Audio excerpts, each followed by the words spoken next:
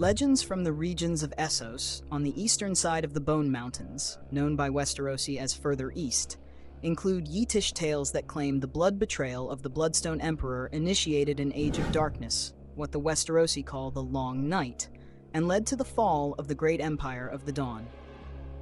The Great Empire of the Dawn was a mythic realm and the predecessor to the Golden Empire of Yi. It was established across all the lands east of the Bone Mountains, known by the Westerosi as Further East, as it lies on the eastern side of the Bone Mountains, which divide Essos into its western and eastern regions. The Lion of Night and the Maiden-Made-of-Light are the main and well-known gods among the people that live these regions. The faceless men of Braavos also believe that the Lion of Night is one of the many aspects of the many-faced god. In the House of Black and White in Braavos, there are statues of 30 different gods, including one of the Lion of Night. His is an ebony statue of a man with a lion's head seated on a throne. Worshippers come to light candles by each statue. According to legends, the 5 forts along the northeastern boundaries of the Golden Empire of Yi, situated between the Bleeding Sea and the Mountains of the Morn, were built by the Pearl Emperor, immediate descendant of the only begotten son of the Maiden-Made-of-Light and the Lion of Night, at the time of the Great Empire of the Dawn, to defend against the demons of the Lion of Night. According to tales told by the priestly scribes of Yin, the Lion of Night fathered a son with the Maiden-Made-of-Light. This son was the god on Earth, the first ruler of Earth. Yi legends say the god on Earth traveled in a palanquin carved from a single pearl and carried by 100 queens, his wives. The god on Earth ruled the great empire of the Dawn for 10,000 years before ascending to the heavens. The descendants of the god on Earth ruled the empire after him, each ruling for a shorter time than the previous one.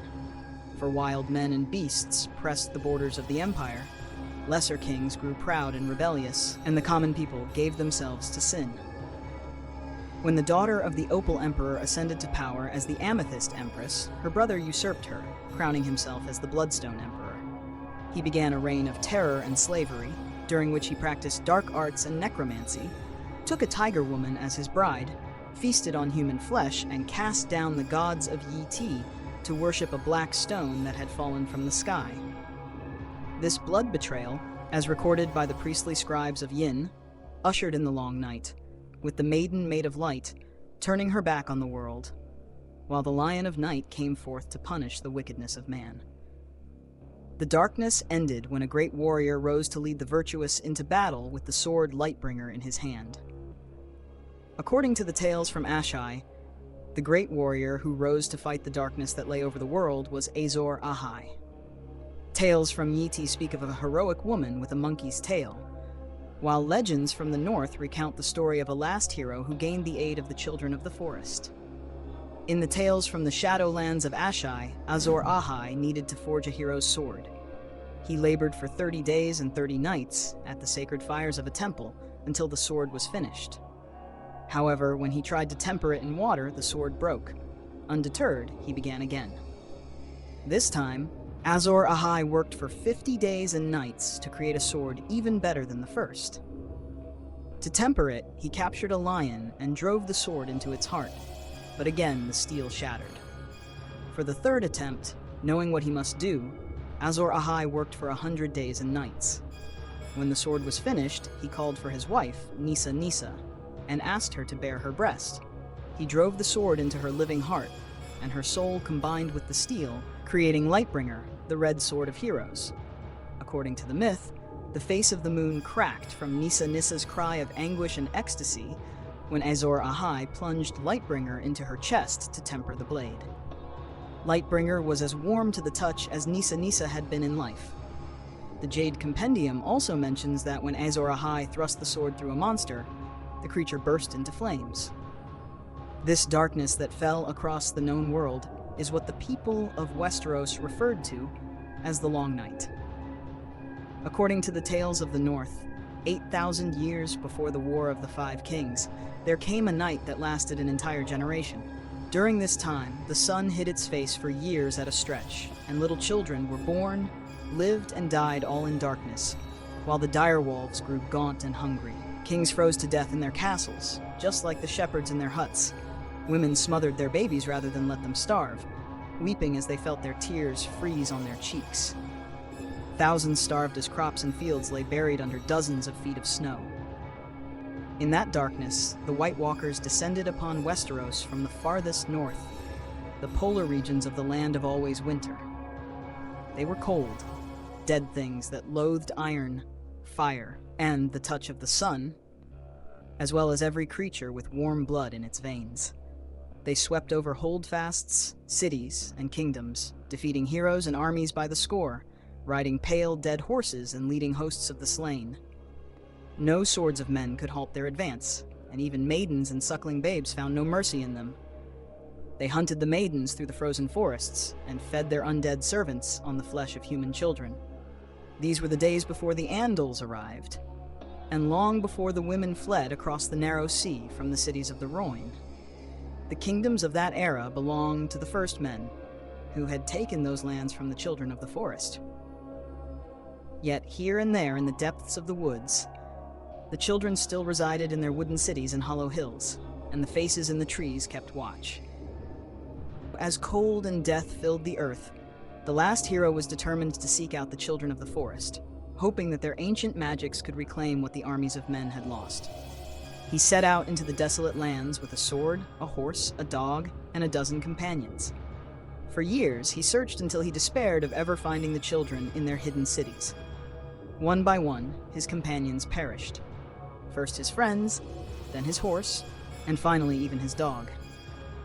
His sword froze so solidly that the blade snapped when he attempted to use it.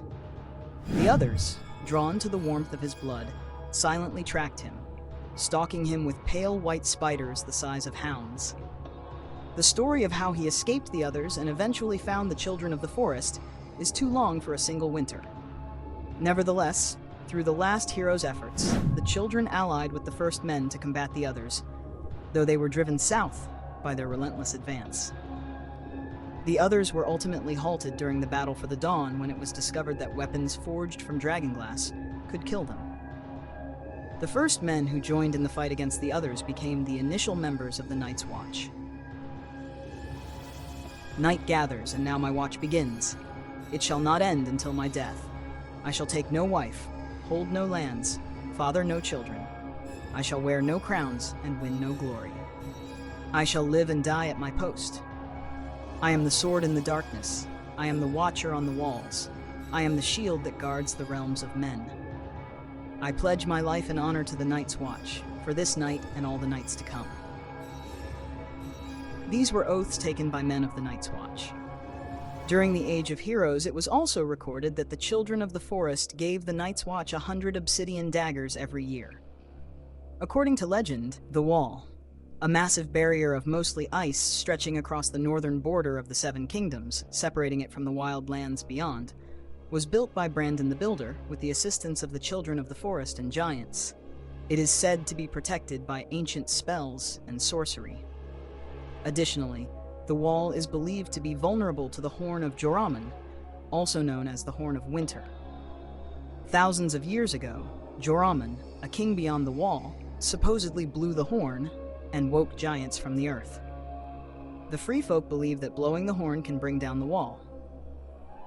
During a parley amidst the battle beneath the wall, Mance Rayder shows Jon Snow a large war horn, 8 feet long, black in color with gold bands, and engraved with runes of the first men.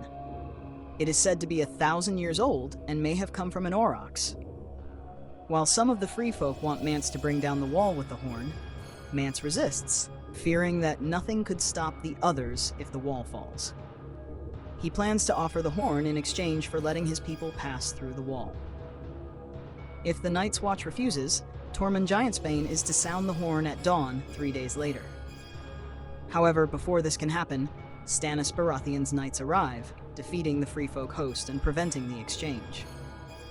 Maesters debate whether the base of the wall was made of stone, but they generally believe that the builders of the Watch used sledges to transport ice cut from frozen lakes in the haunted forest.